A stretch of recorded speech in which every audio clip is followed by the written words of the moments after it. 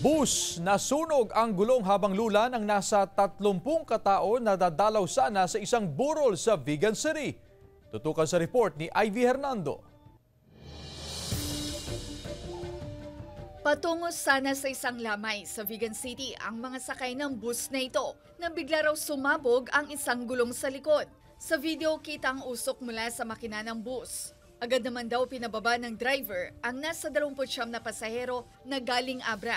Sa investigasyon ng Bureau of Fire Protection, mekanikal ang pinagmulan ng apoy. Upon sa investigation po natin, doon sa braking system ng bus po, doon po nagsimula yung sunog. Doon sa sobrang init na po nung brake system, na nalusaw na yung parang rubber niya. Dagdag pa ng BFP, importanteng isaalang-alang ang blow bagets bago bumiyahe. Suriin ang baterya ng sasakyan, ilaw, oil, tubig, brake, air, gas, engine, gulong at sarili bilang driver. Malayo man o malapit yung biyahe, pagka marami po tayong sakay, dapat chinecheck po rin natin para din po sa safety ng mga passengers natin. Sa inisyal na assessment, 10,000 piso ang pinsala sa bus. Ligtas naman ang driver at mga pasahero nito.